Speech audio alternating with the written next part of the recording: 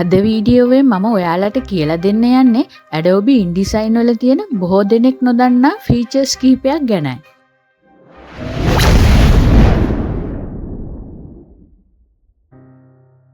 අපි auto flow feature එකෙන් පටන් ගමු. මම එක පිටුවක් විතරක් තියෙන අලුත් document එකක් open කරගන්නම්. දැන් අපි හිතමු ඔයාට Word document එකක text එක මේකට place කරන්න ඕන කියලා. දැන් ඔයාට document එකට text එකක් place කරන්න සූදානම් බව කියන place ගන්න එක පෙන්නනවා. ඔව්නේ. අපි ඉතින් ඒක දන්නවනේ කියලා ඔයා කියයි. නමුත් ඊට වඩා දෙයක් මෙතන තියෙනවා. මේ අවස්ථාවේදී text එක frame එකට වඩා තියෙන බව පේනවා. ඒ නිසා අපිට සිද්ධ වෙනවා තව page එකක් add කරලා කලින් පිටුවේ overflow mark එක click කරලා අලුතෙන් add කරපු පිටුවට තව text place කරන්න. නැවතත් ඒකම කරන්න. ආයි නැවතත් ඒකම කරන්න. මම ආයි මුල ඉඳන් පටන් අරගෙන ඔයාට ඊට වඩා පහසු ක්‍රමයක් කියලා දෙන්නම්. ඔයාට frame එක දාන්න ඕන තැනට place ගන්න එක ගේන්න. නමුත් මේ අවස්ථාවේදී ඔයා shift key එක press කරගන්න ඕනේ. ඔයාට පේනවද? place ගන්න එකේ icon එක අවසානයේ e හිසක් තියෙන වක්‍ර line එකකට මාරු වුණා. මේකෙන් කියන්නේ text එක auto flow වෙනවා කියන එකයි. shift එක press වෙලා තියෙද්දිම click කරන්න. දැන් බලන්න. frames සමග pages අවශ්‍ය පරිදි create වෙලා තියෙනවා. ඒකෙන් අපිට ගොඩක් වෙලාව ඉතුරු කරලා දෙනව නේද? ඊළඟට අපි වැදගත් keyboard shortcut කීපයක් ගැන බලමු. pages අතර ගමන් කිරීම සඳහා අපිට තියෙනවා page up හා page down keys දෙක.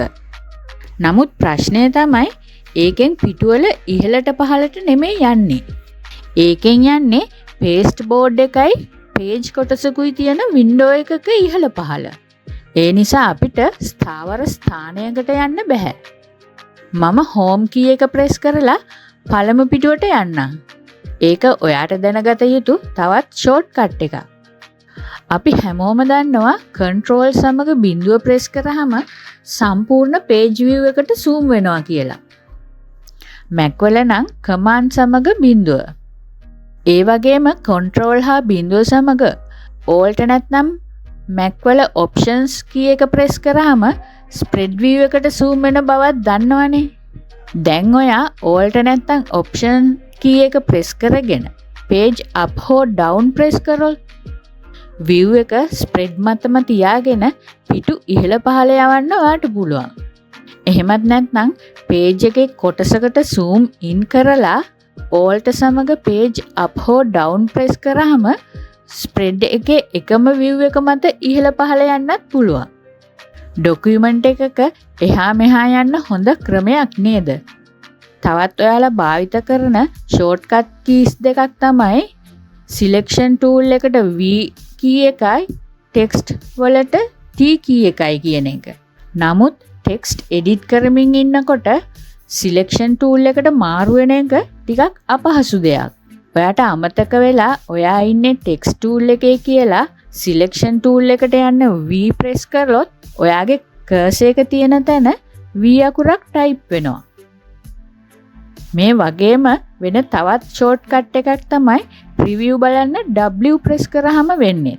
ඒකත් ප්‍රයෝජනවත් shortcut එකක්. හැබැයි ඔයාට පුළුවන් toolbar එකට mouse එක ගෙනියලා selection tool එක click කරන්න. නැත්නම් view එක මාරු කරගන්න. නමුත් mouse එක චලනය කරනවා කියන්නේ කාලය ගතවීමක්. text වලින් අයින් වෙන්න පුළුවන් තවත් ක්‍රමයක් තමයි cursor එක text වලින් ඉවතට ගෙනියලා control press කරගෙන click කරන එක. ඒත් control අතෑරියම නැවතත් text tool එකට මාරු වෙනවා. හැබැයි වෙනත් text frame එකකට යන්න නම් ඒක ප්‍රයෝජනවත්. නමුත් ඔයාට graphic frame එකක් නම් select කරන්න ඕන. ඒක කරදරකාරී දෙයක්. මේකට තියෙනවා උත්තරයක්. text වල ඉන්න ගමන් escape key එක press කරන්න. එතකොට ඒක selection tool එකට මාරු වෙනවා. මේක ඔයා ඇති කරගන්න ඕන ප්‍රයෝජනවත් පුරුද්දක්. ටෙක්ස්ට් එඩිටින් කරලා ඉවර වුණ හැම මොහොතකම escape key එක press කරන්න. අවසානයේ දැනගත යුතු තවත් එක් shortcut එකක් තියෙනවා. Control Alt හා G. Mac වල නම් Command Option හා G. මොකක්ද මේකෙන් කරන්නේ? මේකෙන් සියලු guides select කරනවා. delete press කරන්න. guides ඔක්කොම ඉවත් වෙනවා. ගොඩක් දේ පිරලා තියෙන document එකක් clean කරන්න හොඳ shortcut එකක්. ඊළඟට අපි බලමු rulers ගැන. බොහෝ අය දන්නවා පටන් ගන්න තැන ඉඳලා rulers grab කරගෙන page එකේ කොහෙට හරි දාන්න පුළුවන් කියලා. එතකොට එතන බිංදුව ස්ථානයේ බවට පත් වෙනවා. ඒත් ගොඩක් අය නොදන්න දෙයක් තමයි rule එක මත right click කරලා ඒකක වෙනස් කරන්න පුළුවන් කියන එක. නැත්නම් ඉතින් edit menu එකට ගිහින් preference open කරලානේ ඒක කරන්න වෙන්නේ. ඒ වගේම InDesign වල පුළුවන් සිරස් හා තිරස් rulers දෙකට වෙන වෙන ඒකකයන් දෙන්න. මට නම් ඒක කවදාවත් අවශ්‍ය වෙලා නැහැ. ඒත් කාට හරි ඒකේ අවශ්‍යතාවයක් එන්න පුළුවන්. ඊළඟ එක තමයි spine එකේ bleed එක. බොහෝ වෙලාවට spine එකේ මොනවද වෙන්නේ කියන එක ගැන අපි වද වෙන්නේ නැහැ.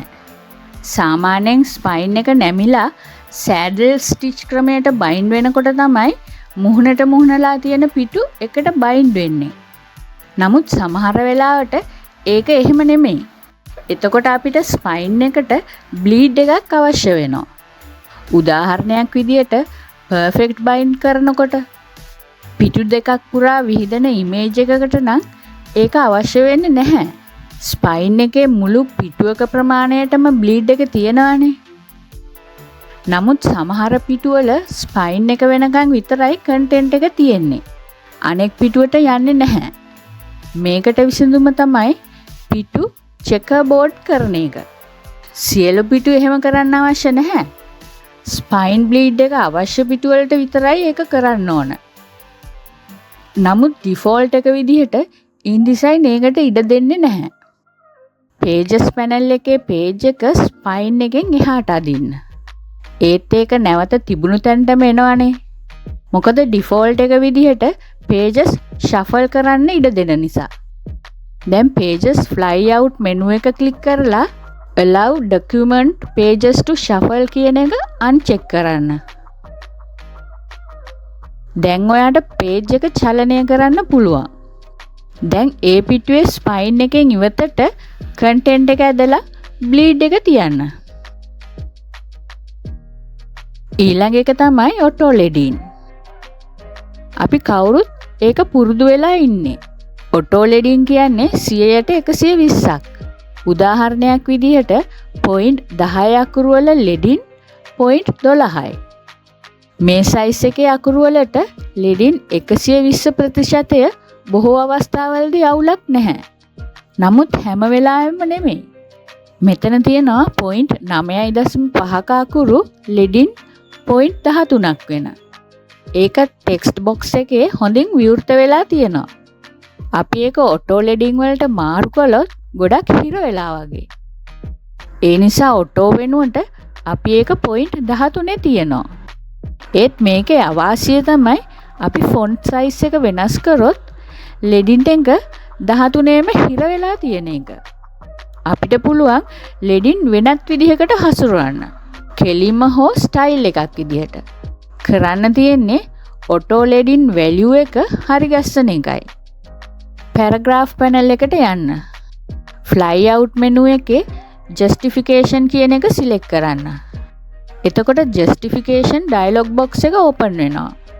මම auto leading 100ට 136ට වෙනස් කරනවා.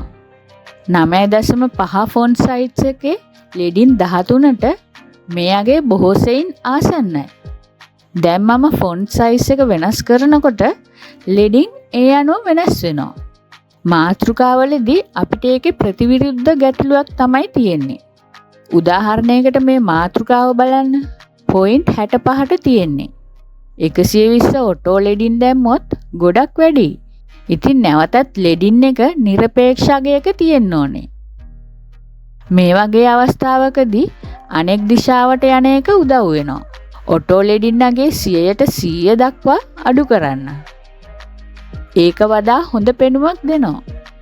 ඉතින් ඔයා හිතනවා නම් මේ වීඩියෝ එක ඔයාට වැදගත් වුණා කියලා ලයික් කරලා කමෙන්ට් එකකුත් දාන්න. ඒ වගේම ඔයාගේ යාළුවන්ටත් මේ ගැන දැනගන්න සෝෂල් මීඩියා වල ෂෙයා කරන්නත් අමතක කරන්න එපා. තවත් මේ වගේ ග්‍රැෆික් ඩිසයින් වගේම ප්‍රින්ටිං වලට අදාළ වීඩියෝ බලන්න ඔයා කැමති නම් මගේ D-Design channel එක subscribe කරලා bell icon එක click කරන්න. තවත් අලුත් වීඩියෝ එකකින් හමු වෙන තෙක් සුබ දවසක්. We began to feel the fire. We rise like tall buildings as the chemicals they take us higher.